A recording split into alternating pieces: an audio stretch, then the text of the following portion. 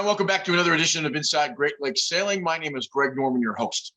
You might not know this, but snacks are apparently the way to get more kids on boats, and specifically more kids on sailboats. We had a chance to spend an hour with Brett Langolf, who is the director of the More Kids on Sailboats nonprofit. It's going to be an extraordinary hour. It's really fun talking to him about his program down in Central Ohio and on Lake Erie. We've got a video that was produced, a documentary was produced for his program that's actually up for some short film awards in Calgary and around the country. And it's an interesting program to listen to, a niche that maybe we forgot about as it relates to getting more kids involved in the world of sailing. It was a very enjoyable conversation. I think you're going to learn a lot about what goes on in the world of sail racing for kids. And he's got some ideas how it works. And I think you're really going to enjoy the documentary. So stay tuned. We'll be back in a second with Brett, and away we go. Welcome back to another edition of Inside Great Lakes Sailing. My name is Greg Norman, your host. We're lucky enough to have with us today Brent Langolf, who is the chairman, president, dishwasher of Kids on Sailboats, More Kids on Sailboats. The interesting part of your acronym, MKOS, is that you really almost have to say the name rather than using the acronym. So, absolutely. So first of all, thank you for taking the time. We're talking to you now in early December, and I kind of came across this from some interesting information from people we've already interviewed. So I want to let you, the easiest question to start the interview. What is it, and how did it start? Well, what it is you had the great description of More Kids on Sailboats, and that's exactly what it is. It started as a hashtag 3 years ago. So I'm going to rewind and say I started all of this by accident. My wife and I founded a 501c3 nonprofit by accident. And actually, I think that's why it works. So we were trying to basically chronologue or scrapbook all of our kids' adventures on boats, living up on the lake and having fun and taking pictures. So I literally hashtag More Kids on Sailboats, added it to a couple of threads. We made a fun video, and I was walking into a meeting with my real job, and I got a phone call. It was from, I believe it was Sailing Anarchy, or actually Sailing Scuttlebutt. I said, hey, what do I need to title this video? And I'm on the phone, and I go, I don't know. Hashtag More Kids on Sailboats. I got to go. The next thing you know, hashtag More Kids on Sailboats video comes out. And really from there, the momentum started, led us to conversations with U.S. Sailing, led us to flying to San Diego and speaking on our behalf, and looking across the conference and seeing my idols like Paul Kayard and the likes of them all there. And I thought, wow, this is my 15 minutes. We've done it, honey. High five. The kids, flew out, got a high five. And then Richard Jepson pulled us aside and said, you guys really should be a 501c3. This is a national rallying cry for youth sailing. So that's how we started it. We became official 2 weeks into the pandemic last March. And I honestly don't think this would have happened if my wife and I hadn't been sitting at the dining room table, both, working from home or working remote. We just said, what can we do with this? And we're going to get into some personal background, but you're from Port Huron, went to Port Huron Northern. Yeah, Port Huron. Yep, Port Huron Northern. I'm a Husky. You're currently a member of Bayview, but you're also, I'm talking to you from Mid-Ohio. Yeah, so, I'm from living in Bexley, Ohio, currently member of Bayview Yacht Club and also member of Sandusky Sailing Club up in Sandusky, Ohio. Okay, so you told us why or what you did. Why did you do it? I did it because there was an absolute gap in youth sailing. Yeah. There's not a gap in camps. There's not a gap in, club racing for kids. There's not a gap in opties. There's a gap in a 17-year-old kid that's only sailed an opti, a laser, and a 420 his whole life that doesn't think he has any business being on a boat with a keel. Is that our fault? Is that our fault, people who own big boats, because we haven't reached out enough? Or is it just a matter of communication that we haven't connected the dot? I think it's a matter of communication, because the current kids or youth or whatever you want to call them, they communicate absolutely different than my generation and the next generation after. Me, old guy. These kids these days talk via text, Right. Snapchat, and watch YouTube videos. We walk around the dock, trade stories, and swamp. So there's a disconnect of even how we communicate. So no kid on Snapchat is going to end up on the dock with a 55-year-old guy who owns a FAR 40. They're never going to cross paths in their entire lives because they don't communicate in the same circles. Right. So this is a matter of multitudes of kids together. The scenario of a 55-year-old guy with a high school kid. I mean, that creates all kinds of images that, just to start with, are negative. And there's nothing saying that there's anything wrong with the 55-year-old, but the reality is you're going to have more success. And I think that's kind of what you're alluding to. You're going to have more success when there's 2 or 3 or 4 friends together, and they can interact with that 55-year-old and maybe another older companion. Is that fair? Absolutely. The one piece of advice we always have is never take a kid solo.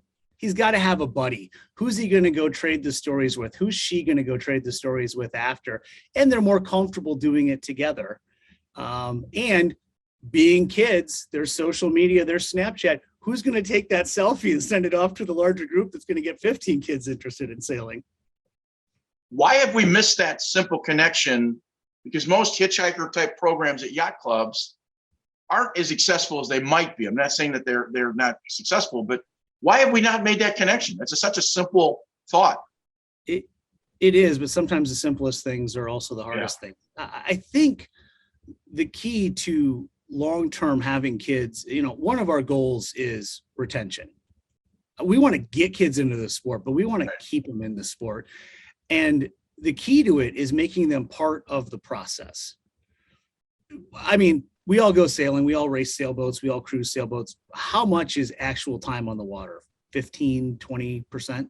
Right. The rest of it is all the other steps. So we've actually instilled 4 programs into it that keep them part of the process, because when they see something go wrong, they then understand how to fix it. If you just take a bunch of kids for a sailboat ride, they'll probably be like, that was great. I don't know what I did, and I don't know how to go back. Right. So explain the 4 components. We have program prep, which is exactly what it is. It is rolling up the sleeves. It is grit. It is critical thinking, problem solving. We get keel boats ready to go racing, to teach kids about epoxy. We have a great, we've been through more West System in the last year and a half than I think anybody except for West System themselves. We basically rescue boats out of dumpsters and or anybody that wants to donate, and we try to fix them. And if they don't float, then it's not due to lack of effort. So we try to get those boats back on the water. These aren't kids that are even sailors. Some of our hardest working kids are a couple of hockey kids down the street. And there was a group of girls from a field trip we did with After School All-Stars that did not want to get back on the bus because they'd never seen an angle grinder and a sander and just loved sanding. One of our volunteers, Justin Clark, said, we got to get these girls with a sander every day of our lives. We'd have the smoothest lives ever. I mean, they just went after it because the opportunity to use those tools was great. So prep is getting it ready. Promote is introducing kids to the sport that have never done it, or it's taking those kids and giving them the opportunity to the next level. Hey, I've had a blast on my Opti. I've had a blast on my dad's Cal 25. What else is out there? Oh, let me connect you with so-and-so. They're cruising. They're delivering a boat 400 miles. Any interest in that? Oh, that's cool. Oh, this guy's got a FAR 40. Oh, by the way, there's a, J35 down the street, and trying to help those kids make the connection to the next level because they're not having the conversation like we went back to. the Snapchat and the doc conversations are different. So if we can be that connective source and really tie them together, that's critical. Perform is obviously a race team going out, Mackinac, Mills, Orange Bowl. We're trying to get kids within performance is just not on the water. They all took U.S. Sailing Safety at Sea last year. This winter, we're working on weather routing programs with Predict Wind. Okay, so my question is, mentioned the Mills, you mentioned the Mac. You're talking about big races. You start them up double-handed, or triple-handed, or just solo racing around the club and move up, or is it possible that my first race might be a Mackinac? Definitely, first race would not be a Mackinac. Okay. So there's some curve. There is a learning curve. Yeah. So none of the kids from More Kids on Sailboats have done a Mackinac yet because we had to see who could handle a Mills. But before that, we had to see who could handle a 25-mile race, offshore. So it's a little bit of baby steps because any of us that have done Mackinac, being born and raised in Port Huron, I watched every boat leave the dock, and I wasn't invited for 3 years. And, I thought I was pretty good, and I didn't even have a slot of 300 boats then. So we worked their way into it. It's a little bit of make sure they can handle it because we want them to come back. Right. If they smiled, had fun, and took a picture, then I don't care what place the flag says. We always have, as a coach, you always have these goals. Are they doing the activity when they're 25 or 30? And if they are, anything that came before that doesn't matter. Because if it becomes a lifelong pursuit, then you've kind of done your job as that mentor, as that coach. I think that's a fairly common thread for all of us that work with kids. Absolutely. All right. The fourth component then after racing is what? Provide. Okay. So that's when, as a nonprofit, we try to get involved with charitable organizations. We started with Leukemia and Lymphoma Society our first year. We try to look within other organizations. Leukemia and Lymphoma was our big push, and obviously a lot came with that, and a lot of exposure, which we were very pleased with because it brought a lot of attention to leukemia and lymphoma. One of the things we're looking into moving forward is working with organizations that help kids with mental health issues or mental health concerns. We joke that we're on our junior year of the pandemic. These kids are struggling. They're doing school online. Some of them have to wear masks. Mental health's a huge concern, and we are actually, I have some meetings set up in early January, myself and the broader team, of talking with Nationwide Children's Hospital and understanding what they've got going on with their On Their Sleeves program and how we can help kids with mental health. Because the one thing we could all do in the pandemic was go outside, and sailing was the one sport that we could go outside and do. So we did it, and we saw that really help a lot of kids power through. And I'm not going to lie, it helped a lot of our adults at the same time. Is the missing link, if you look at the junior sailing chain, it brings them right to that 420. And there's been obviously kind of conversations between, should it be an opt into a 420? But is the link for this both age-based? Because I think most of the kids you're looking at are probably going to be teenagers, I would think. Mm-hmm. Because obviously a 9, 10, 11-year-old, I don't think would work to the program very well because it's just they're too young. Is that possible? Is that a fair statement to make? Some of our 10-year-olds are pretty good. Okay. All right. I've got the best vang trimmer in the Great Lakes, who's 10. So if you need a vang trimmer, I got a girl. All right. So age is relative. It is, because you have to just make sure they can handle the day. There's roles for everybody. I've got a really good 6-year-old snacktician that goes out on nice days. He goes down below and weeds through the cooler and throws up snacks and doesn't even want to see the water. Just having a blast. Is that a vernacular you came up with, snacktician? I haven't seen that anyplace on any. I would have to give the Vanderhorst family out of Bay Village credit for that, and I don't know if they stole it, but we'll claim it. I wonder what the alcohol consideration, the alcohol level guy would be. That's my other nonprofit. Yeah, and you actually have tools you could actually measure his success or lack of success. But that's anyway. We're talking about kids, so I get the point. So let me ask the question in a different way. This seems like such a simple idea and sort of that link to the next step for these kids that don't go to college or may not go to college to sail race to get into a sport, because there's all kinds of things you can do on a big boat you can't do on something that's smaller.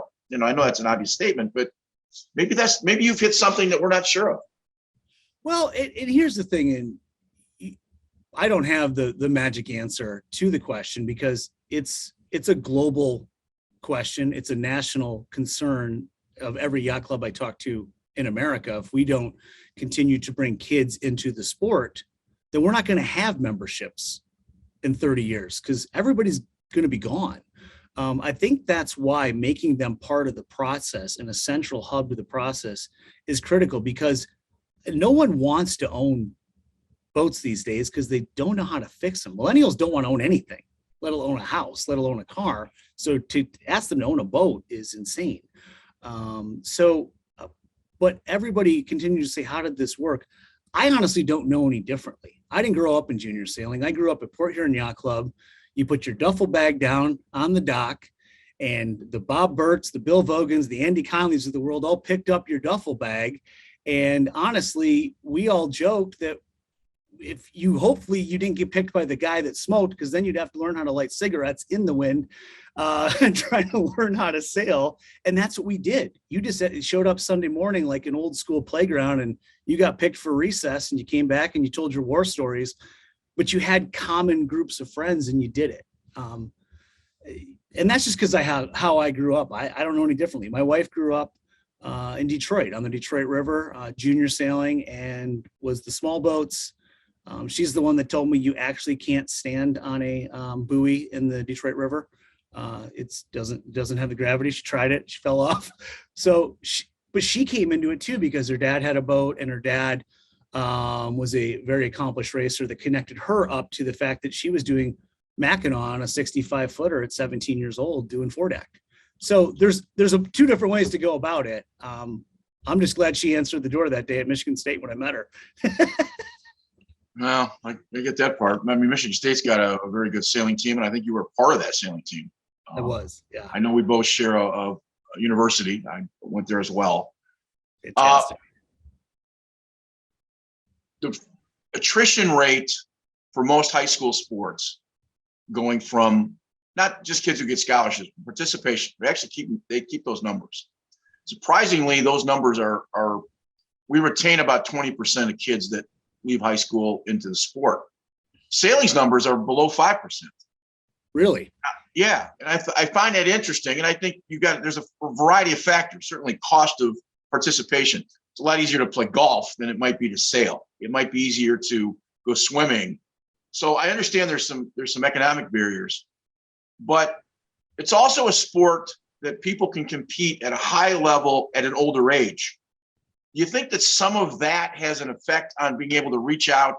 Again, we all have the best intentions about trying to make this and grow the sport. It's a conversation we've had at every yacht club bar you've ever been at, but the numbers don't change. So it's got to be more than intention. And a program like yours is certainly pointed in that direction. Is that a fair statement? That is a fair statement. And I think these opportunities aren't created. We get done with the day and everybody, I'm going to say it, sits in a boardroom and figures out how to get more kids involved. But does anybody walk down the dock and ask kids to be involved? They don't. I guess that's my point. Yeah. Because for skippers who want to get kids involved, it's a fun way to give back. It's a fun way to get people involved. And if you want to take a kid on your boat, just think of when you learned to sail. It could have been an amazing experience, and that's why you did it, and that's why you've been doing it your whole life. Or it might have been a miserable experience. You somehow ended it back. So if it was a miserable experience, change it. If it was a great experience, go try to repeat that and just be a little bit patient. And you know what? Just bring a lot of snacks. If you have a lot of snacks, kids will come back all the time. Bring snacks, tell them to bring a friend, and you'll have a crew like you wouldn't believe. Because these kids are good. These kids want to learn, and they're a lot more athletic than all of us are. Buy them with Gatorade. I never thought of that. I think the single statement that sticks out to me, again, I've spent a lot of time working with kids. the multiple number of kids, and I think of all of the programs that I've listened to and talked to people about, it's a kid here and a kid here and a kid here. But now this 14, 15, 16-year-old gets on a boat with, 10 guys our age or 6 guys our age or your age, or whatever it might be. Yep. There's not a lot of commonality. No. And if you can't have somebody to, talk to about those experiences, and I think maybe that's the point. Maybe you've struck gold and we don't know it. You can't take a kid by itself because, like I said, who are they going to talk to about it? And who are they going to talk to with their group of friends when they're back at school on Monday and saying, you know what we did this weekend? Yeah. Really? How do I get involved? I don't know. Let me ask. That's the communication piece. And there's no entry of cost because they're already on a boat that's usually paid for. So it makes it easy from that standpoint. There's no membership fees. It's the effort of sticking your hand out and saying to a couple kids, let's go. Yeah. And that experience breaks. They want snacks and they maybe want a crew shirt. That's about it. And they want a little bit of patience and just, hey, communicate to me. Before I started this nonprofit, I still do, we would competitively race our J34 knee deep offshore. And one of the things my friends always said to me is, I knew the schedule, I knew where I was supposed to be, and you communicated to me. I would say my emails were too long and too detailed, but Katie and I, my wife, we would cover every detail because we wanted them there. We knew they were committing their time to be part of our bigger picture. So we wanted to make sure they had all the information. So having that detailed list and, hey kids, the boat leaves at 9. We'd like you here at 8 o'clock because we're going to do these 3 things. Oh, so I shouldn't show up in my brand new white t-shirt. We're going to scrub the bottom. So I should come in board shorts and a towel. Yep. Okay. We've managed expectations. So we're going to have fun today. And it just takes a couple extra steps of organization and communication, and it makes for a great experience for both of you because the adult gets stuff done on the boat and the kids learn something. Okay. Right now, I want to roll the documentary that you guys did. Let everybody see it. And we'll splice it in and we'll come back and talk about that documentary when we come back from after watching it. It's about 8.5 and I think 9 minutes. Yeah. If I'm not mistaken, you just won an award or just recently won an award? Yeah, we have been selected by a handful of film festivals as an official selection, and we are the leading finalists in a film festival up in Calgary. So fingers crossed. We're in consideration for some really exciting ones. We're talking France, Australia, Annapolis. But yeah, we'll come back and talk about it. But just like the nonprofit, we did this by accident. The question I want to ask when we come back from the video is, are you surprised at its growth? But let's watch the video first. We'll get that and we'll be back in a second.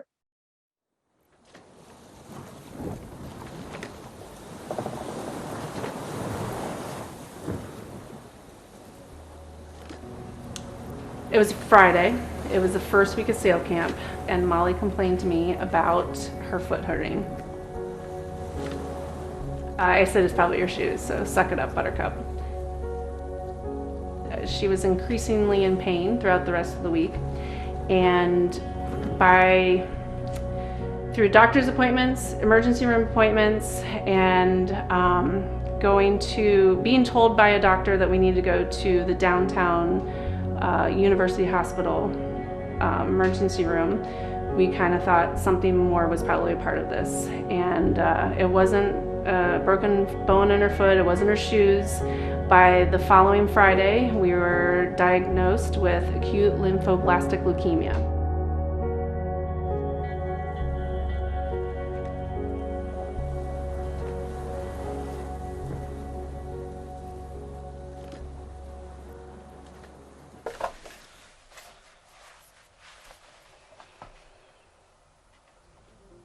My God.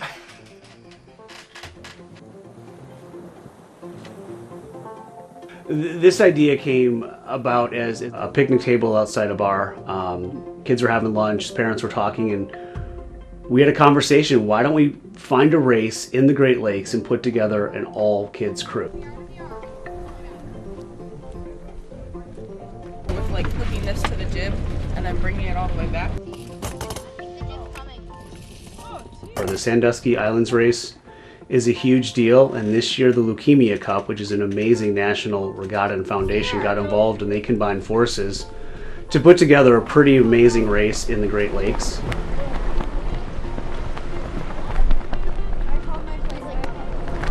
I hope it's this windy during the race. That's the red, green, E, Mitchell. And they're working their way through it.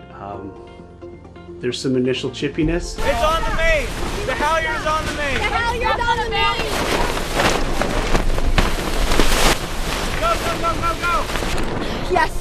And these kids are very excited about the opportunity to go out and see how they can do against adults, pros. This isn't a kid's race. Not only do these kids have an amazing opportunity to come together and try to win this race and compete in this race,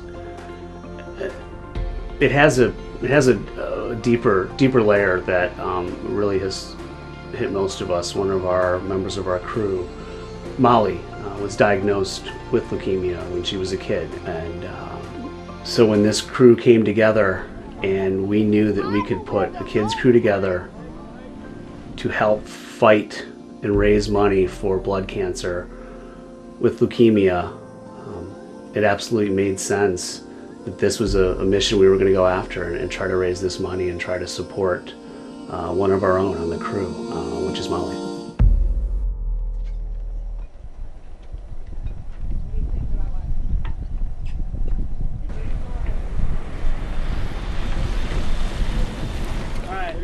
I know initially we were told that we would be hovering between like maybe 16 to 20 knots of breeze, and the gusts we might see up above 20. And then that morning we woke up and you could hear the wind howling, and you're like, I'm not sure that prediction is spot on. And we had consistent between 23 knots, I would say, and 25 knots of consistent breeze. And we know it's going to hold, and it's not going to die out the way they thought that maybe it was, the way we think maybe it's going to.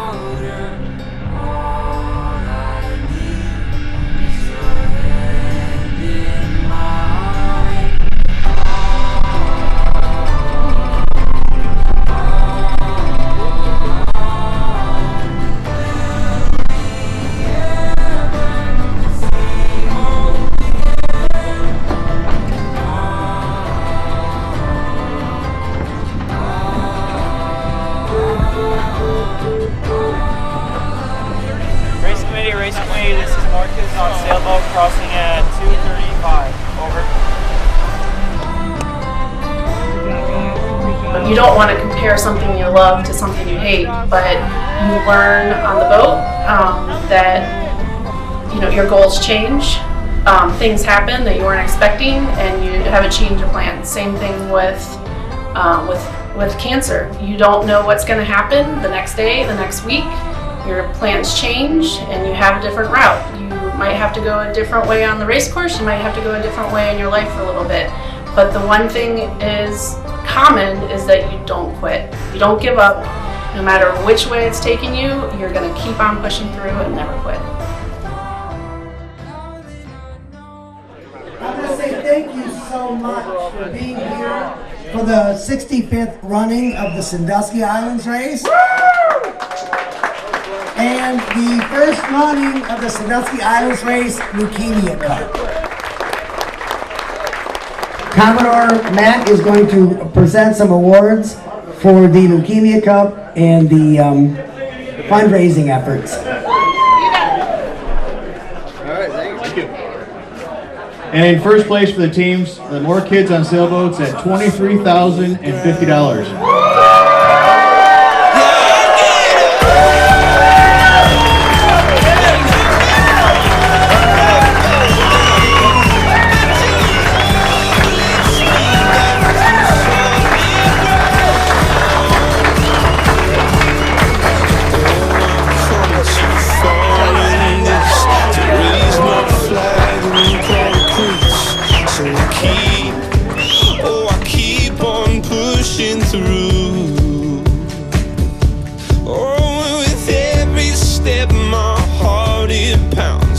Yeah, so sure I've had my doubts, but I must keep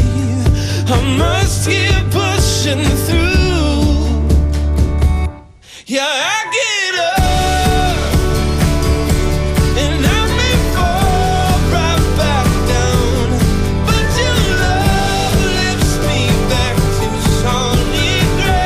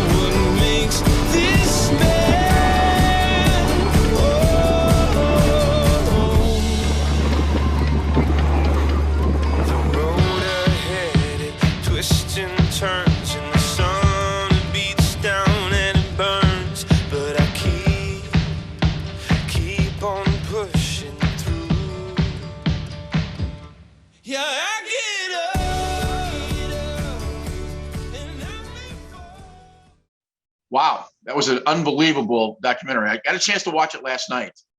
And if you're not moved by it, I noticed also that two of the kids in the documentary were yours and teenagers. Yeah. So it's, they were 10 and 12 when we shot it, but yeah. I coached my son through 2 high school sports and then a college sport. It's an experience that everybody's got all kinds of opinions about what it's like to coach kids or be around them that much. But when you're 70, it'll matter. I guess that's the point. Absolutely. What do you enjoy about sailing with your kids? And then let me ask a follow-up before we get back to the documentary. What would your kids say that they don't like about you in sailing? That's a loaded question. Is that a separate podcast or a video cast? That's not a fair question.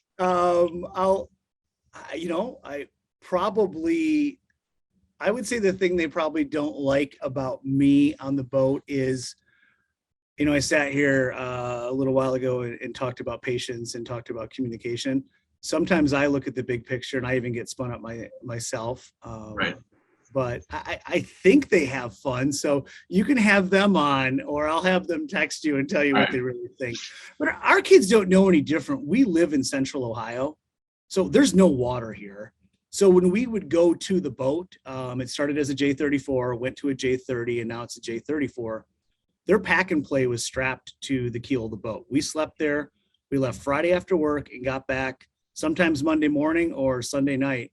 So they didn't know any differently. They lived on boats on the weekends. So when the boat left the dock and the sails went up, I don't know if they knew we were racing or cruising or motoring around to find somewhere to get lunch. Right. So it's literally in their blood. And when they had the opportunity to invite friends, there's probably some things my kids can't stand about me, but that I don't think it has anything to do with sailing. Let me go back to the original question before the documentary, before we viewed it. And that was, are you surprised that in Calgary, they pick up on an 8-minute or 9-minute video? Does that surprise you a little bit that the reach is starting to find tentacles? Yeah, absolutely. I'd lie to you and be like, well, this was our plan and we're very excited it's rolling out. We're extremely blown away and honored. Andrew Jowett from Port Huron actually directed the film. And it was our vision to tell a story. We wanted to tell a story, and we knew the story could center around leukemia and lymphoma because that was the only race that was on the schedule last summer in the pandemic. So, the documentary said why we did it, but we're excited about it. It got done. We knew there was something there. When I watched it and was part of it and I cried, I thought, well, hold on, there might be something here. So one of a group of friends just said, you guys should put this in film festivals. And we laughed and said, what? We're not filmmakers. They said, right. Well, you just made a film, so run with it and see what happens. And just like anything, I think because we didn't plan to do it, it worked because we got it out there and people are connecting to the story. And want to share their stories with us, which is really fun. We just did a story about 3 or 4 months ago with Anna Benish, who did a 6-minute black and white video. And the theme of it was a grandfather taking his granddaughter out to sail out in Lake Erie. No, actually Lake Ontario. He just won the Toronto Film Festival and the Hamilton Film Festival. Oh my! So I think there's this. Now he's a professional filmmaker, and it had a plot and it was 6 minutes long. My point is that I think there's such a thirst for this kind of information. Maybe it's the pandemic. I'm not sure. Let me flip a little bit. Your acronym says kids on sailboats, more kids on sailboats. Talk about cruising and talking about racing. And have you had any thoughts about whether one matters or the other? Is racing better than cruising, or is it just getting kids on boats? Racing is not better than cruising. Sometimes racing, and I'm a racer. Trust me, that's 95% of my time. As growing up, I think all of them have the same opportunity. It's just want to get kids on boats. None is better than the other. It depends on what they want. The goal is to have fun. And you could call it more kids on boats, because if some kid knows how to back a Boston whaler into a slip, then we've accomplished something.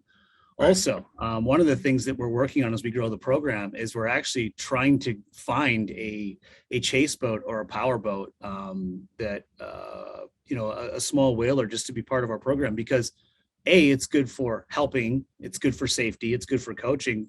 But I'd love to show the kids how to fire up an outboard, how to put it in reverse, and really all those elements of being a boat owner and being part of the boating process gets them there. So if you're cruising, racing, or docking pontoon boats, if you're out on the water and having fun and having experience with your friends, camaraderie is, I'm a camaraderie guy. I've always played team sports my whole life. Everything, I run my teams, my organizations with camaraderie, because we all have to do this stuff every day. We might as well have fun with it. Right. And the camaraderie of doing things and the camaraderie of failing is an interesting element we've seen come into play. These kids are jumping on boats, sanding boats, grinding boats, docking boats, trying to keep a spinnaker up for way too long and way too tight of an angle, or trying to find a destination they're cruising to and they're off by 5 degrees for 30 miles. If they fail, we all learn from it. Everything I've learned in life, I've learned from failing. I've learned the hard way. So if they're not afraid to fail, then we're set up for success. So fail is a 4-letter word that doesn't have a bad connotation. Not at all. Okay. Terry Hutchinson had a great quote when we were talking earlier in the year, and I'm going to maybe mess it up a little bit, but he was talking about the America's Cup, and he said, you can't be afraid to fail. And when you do, you can't be afraid to get back up. And I thought that was great, because the way it's set up is, hey, you can't be afraid to fail. Everybody's like, oh, that's an easy thing to say. And then it's prefaced, when you do fail, because you will, because you're trying this for the first time, or you're doing this with a new group, or whatever that reason is, you're going to fail. Just get back up, do it again, do it a little bit differently, and go after it. It reminds me of the Vince Lombardi quote about, winning is everything. But if you read the rest of the quote, if you read the paragraph before it and the paragraph after it, he was simply saying that if you do all the work and you do the things that are important, that winning becomes the byproduct, and that winning is everything. And it was a much broader statement of participation than just the simple statement that winning is the only thing there's left to do. Because if you lose, which is 50% of everything you do in a race, you don't come back to the process. Oh, absolutely. I mean, good luck comes to the well-prepared, right? Yeah. Well, the harder I practice, the luckier I get. I've heard that statement more than once. Yeah. I'm not sure where that came from, but I think there's some truth to that. We currently have about 50 kids in the program. Yes. How many kids have joined over the last, say, 18 months, or maybe through the pandemic? 48. Okay. All right. No. My two are enrolled. My 2 own kids were enrolled from the beginning, but no, we've grown, and that's just been through some of the field trips and some of the cruise and events we've put together. In the organization, there is a core group of kids that kind of act as our junior board, our social media squad, whatever you want to call them. They come up with a new title for themselves all the time. I know because I'm on the group chats. One of the things that they want to do is increase our membership and our connections across the country. So we are working on a small membership model going forward. So if you're a kid in Houston, Texas that wants to get involved in sailing, and we can get you into our network and into our community, we can connect you with other individuals throughout. So okay, so I don't want to call it a franchise, but let's call it another club somewhere else. Yeah. You have a very specific model where basically the kids are doing the work. So kind of explain that. Yeah, definitely. And franchise is really not a bad term. We've looked at franchise, we've looked at chapters, we've looked at extension organizations, because we don't want to come in and run a community sailing center. The community sailing center has their community but what they don't have is they don't have the resources and the efforts. They don't have the connections into West System, Yeti, Gatorade, Doyle Sails, you name the brand. Right. Or do you name the individual? Or, hey, we're looking at new boats. We're looking at a rib. Oh, well, let's talk to Takacat, and get that set up. They don't have the resources to do it. So we can be that connective source throughout. And that's what we're trying to do in 2022. Obviously, very new. We're very young, but we looked back and said, here's where we're making a difference. Here's how we can continue to make a difference. And what can we tackle in 2022? So going back to your original question of the kids doing the work, it gets them hours for Honor Society, volunteer hours. Those are simple things. But what it teaches them is life skills. We're not building the world's greatest performance racing school. We're just trying to build leaders on and off the water. And I think off the water is just as critical, because if you can lead your peers on a boat through a sailboat race, you can go lead a boardroom at 50 years old, 40 years old. You can be a female in power. You can be a leader of your group. So some of the things that I've seen on the water, I've watched these kids plan. We have an upcoming trade show in Cleveland. We're doing the Progressive Cleveland Boat Show. We got a 10x10 booth, and the kids were excited. They're doing the planning, and they came back with the original plan, and they said, we want to do all this. I said, it's 10x10. Yeah, we forgot about that part. We got too excited. We'll be back in 6 days. And they failed a little bit, and they learned from it. So they're coming on ways to connect, but it's almost a little business plan that they can execute. And they're presenting to the adult board, they're presenting to adults. And when they get to college, hopefully we've taken some of the fear of public speaking and organizing yourself, and check that off the list for them. And you've put this all in a packet of information that you give somebody who wanted to start up something somewhere, they would get a hold of you. Okay. Yep. We are willing to talk, because we want to grow this. We want to get the right brands, the right organizations involved, because that's how we're going to grow. We want to take other people's goals. I'm not going to say the name, but I was talking to a power tool company this morning, and they said, how do you use our power tools to fix boats? I said, I can tell you 137 items on your website that have been used. So a lot of these brands don't even see how their tools are being used in the sport of sailing. And that's, if we have the visibility and the connection to kids to power tools or whatever it might be, let's talk, because we want to make this huge. We're just having fun, and we want other people to have fun with us. Talk briefly. If you have the will, you don't necessarily have to have the technical expertise. You just have to have the will to do the job, and then find those people that have that information that would help in whatever niche that you're referring to.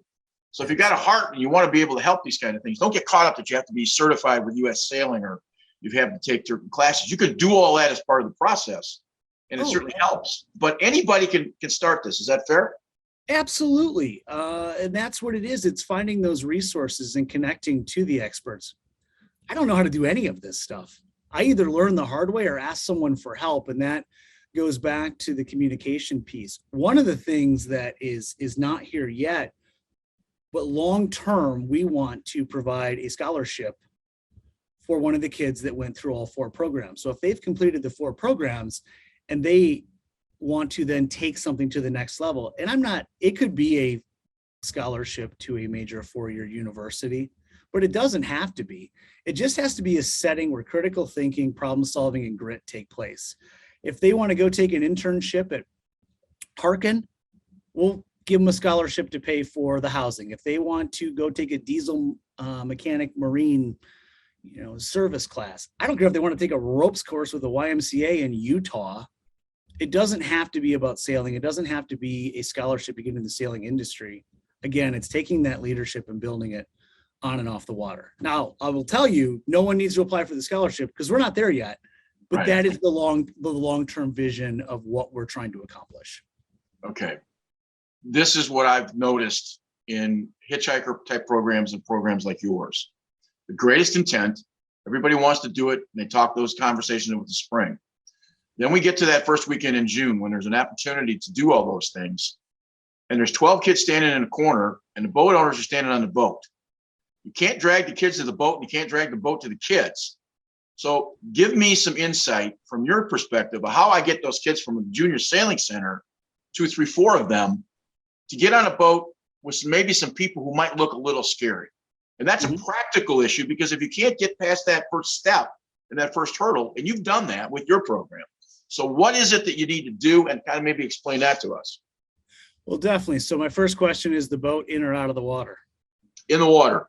In the water. Well, you got to call them when the boat's out of the water and invite them to stop by, see if they want to help. Because if you're all standing in a boatyard and all of a sudden you're a scary dude and they're out, they just get in their car and leave. If you're a scary dude and they know there's 6 hours left, so call them before, go back to the part of the process, and the magic formula is snacks.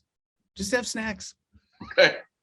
We have an entire video about the importance of snacks. We talked at the U.S. Sailing Leadership Forum about the role of snacks, and the hundreds of people standing in that room looked at us like, oh, really? Crap, we didn't think of that. The most obvious things, I use this all the time. Kid comes over and, it's the first couple weeks of practice. Kid comes over and goes, can I go to the toilet? I said, I have no idea. I'm not a doctor. I'm not a urologist, but if you're having a problem, you want to see somebody. Otherwise, there's the door to the toilet, right? Yeah. You got to go to the bathroom. I don't have the sensor that helps. Go, and if it turns out you go to the bathroom 11 times in an hour and a half practice, you're probably not going to have a lot of opportunity on the field. So it's a simple thing for them to figure out. I guess my point. Exactly. And if you have to ask me to go to the bathroom on the third week, what have you been doing the previous 3 weeks? Right. No, I'm just saying that's the hurdle, because I've watched disgruntled guys who really want to help, but they don't know how to approach kids. And sometimes the kids see these older folks who maybe look, they've seen them in different places and they maybe noticed them. They came off a race course and somebody did something on the course and they're in the middle of a protest. And, you got to bridge that simple gap. And your point is get them on the boat, get them off the boat before it goes in the water. That's a huge key. Yeah, just make them part of the process. And, I see a lot of people, they come up to me and they go, well, how do you get kids on your boat? What did you do? And I said, well, first of all, I was nice to them. And some of the individuals I'm talking to haven't been nice to anybody for 15, 20 years.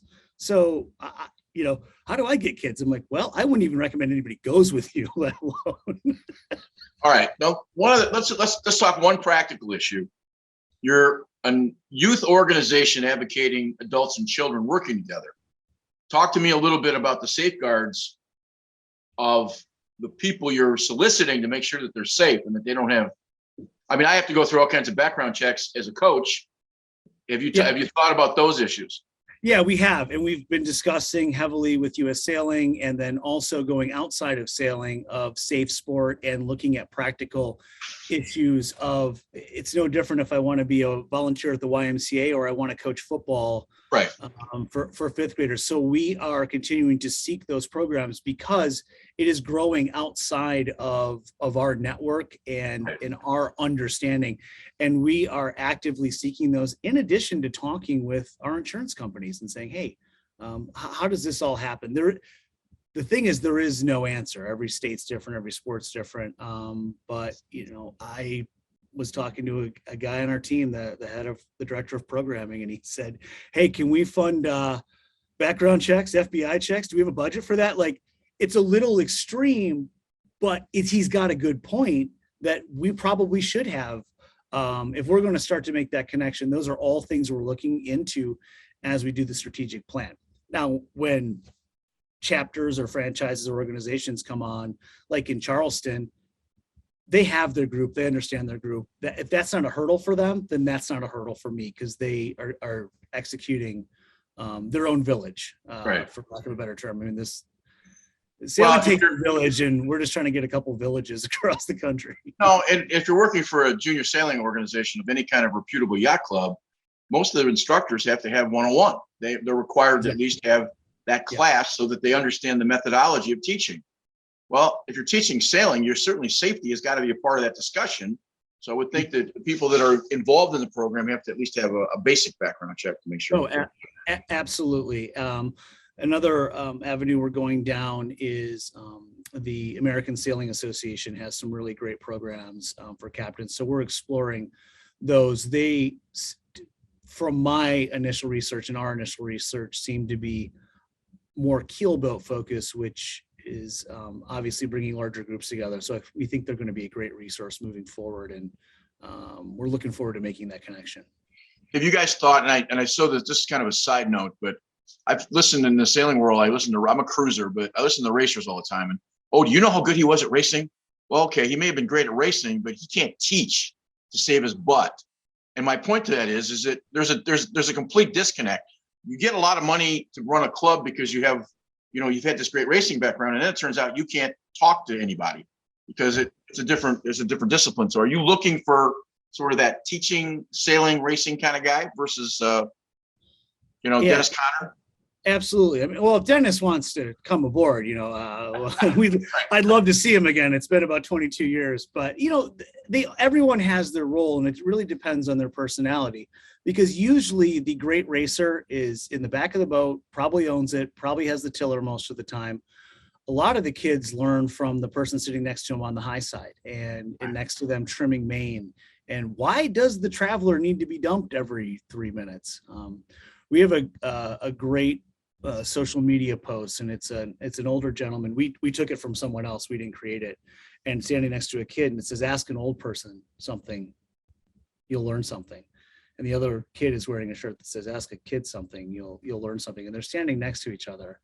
And I loved it because we had just come off a race where my high side had a 65-year-old male talking to a 7-year-old girl the whole race.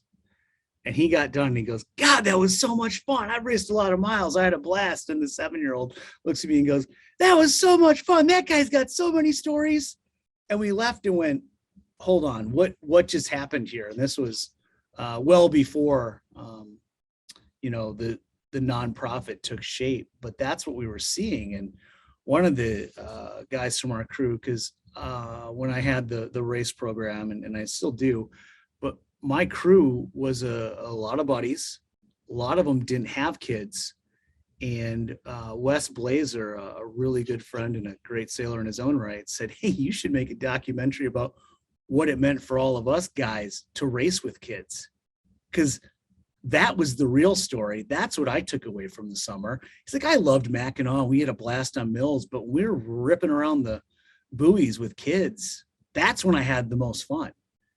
And that's coming from a national champion sailor, and no kids, not married, and says that to me. And that was a little bit of an aha moment for me, that I didn't realize what these kids were bringing to the dynamic for the adults. We have the Sea Scouts at Crescent. I think they did a Bayview, and then now we have them at Crescent. Great program. They did the Mackinac last year, and so you'd watch the map, and the rest of the fleet would keep going, and they'd continually fall behind.